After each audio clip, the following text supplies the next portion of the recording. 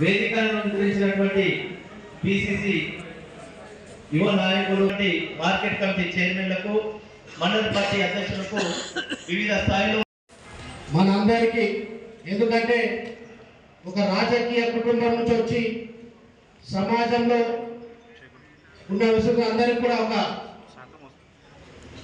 ఐకాన్గా, ఒక స్ఫూర్తిదాతగా ఉండడం అంటే చాలా మన రాష్ట్రంలో వివేకానంద గారు తప్ప ఇంకెవరు లేరు. ఎందుకంటే రాజకీయంలో కుటుంబంలో నుంచి వచ్చిన వాళ్ళందరూ కూడా తరపున డబ్బుతోటి కొంచెం ఉన్నారు, కానీ గ్రౌండ్ టు ఎర్త్ ఉండి ఎన్నో పరిశ్రమలు స్థాపించి ఎంతో మందికి ఉద్యోగ అవకాశాలు కల్పించిన మనకి ఇప్పుడు ఇన్ఛార్జ్గా, మినిస్టర్గా రావడం దుబ్బాక ప్రజల అదృష్టం. అది మరి వారికి ఈరోజు వచ్చినందుకు ప్రత్యేక ధన్యవాదాలు తెలియజేస్తూ, వేదిక మీద ఉన్న మార్కెట్ కమిటీ చైర్మన్ కావచ్చు, మండల ప్రెసిడెంట్ కావచ్చు, మరి నూతనంగా ఎన్నుకోబడ్డ సర్పంచ్లు, ఉప సర్పంచ్లు, వార్డు మెంబర్స్ అందరికీ నా యొక్క హృదయపూర్వక నమస్కారాలు. ప్రెస్ సోదరులకు కూడా 0 నుంచి ప్రస్థానం 2020లో కాంగ్రెస్ పార్టీకి దుబ్బాక నియోజకవర్గంలో 0 సర్పంచులు ఉండి, ఆ 5 ఎన్నికల్లో ఏ ముందొట్టి గ్రామంలో ఇరుకు రోడ్లను తీసేసి డబుల్ రోడ్ చేసిన ముత్తంరెడ్డి గారిని పూల దండలేసి ఆహ్వానించిన ఆ గ్రామంలో మనకు కిరాయి ఇవ్వడానికి కూడా అక్కడి గ్రామ ప్రజలు తిరస్కరించింది.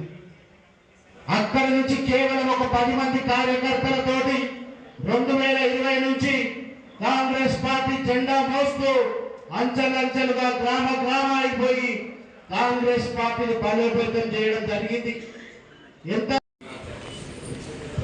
పాల్గొన్న మన ఇన్ఛార్జ్ ఎమ్మెల్యే మాజీ ఇన్ఛార్జ్ శ్రీనివాస్ రెడ్డి గారు, ఫ్యూచర్ ఎమ్మెల్యే అని చెప్పి ఇండికేషన్ అన్నమాట.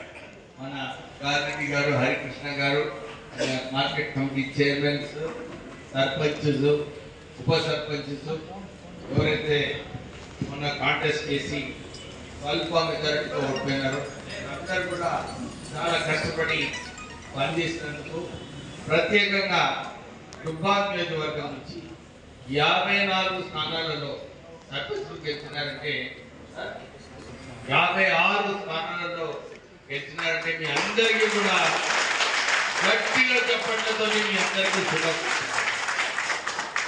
చాలా సంతోషమైన విషయం. ఎందుకంటే ఈ మార్పు ఏదైతే రావాలని చెప్పి మనం ఇన్ని రోజుల నుంచి కోరుకుంటున్నాం, ఆ మార్పు మొదలైంది.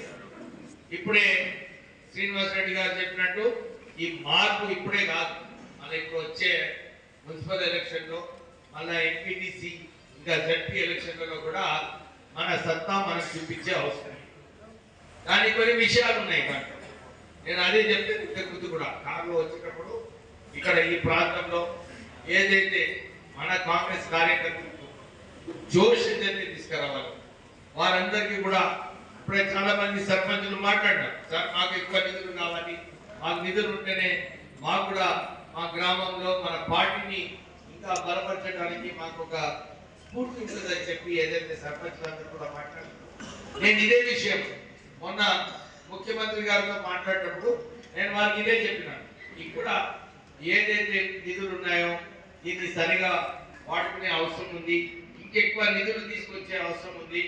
ఇంకా ఏదైతే ఇంతకుముందు చెప్పినారో కొందరు పోయి డైరెక్ట్ గా మంత్రుల నుంచి కొన్ని శాంక్షన్ చెప్పించుకుంటున్నారు, అది సరైన పద్ధతి కాదని చెప్పి నేను వారికి కూడా చెప్పాను. నేను ముఖ్యమంత్రి గారితో చెప్తాను, ఏది ఏమైనా కానీ ఏ శాంక్షన్ వచ్చినా కానీ కన్సర్న్ మంత్రి ఇన్ఛార్జ్ ద్వారానే వెళ్ళాలని చెప్పి కూడా వారి ప్రాక్టీస్ ప్రారంభం చేయబడుతుంది. ఎందుకంటే మీరందరూ కూడా కష్టపడి పనిచేసి మీకు రావాలి ఆ క్రెడిట్ అని, ఆపోజిట్ వాళ్ళకు క్రెడిట్ వస్తే లాభం లేదు. ఏదైతే మనం ఈ ప్రారంభం, ఈ జర్నీ ఏదైతే ప్రారంభం చేసినామో అందరికీ కూడా మీకు మళ్ళీ చెప్తున్నాను.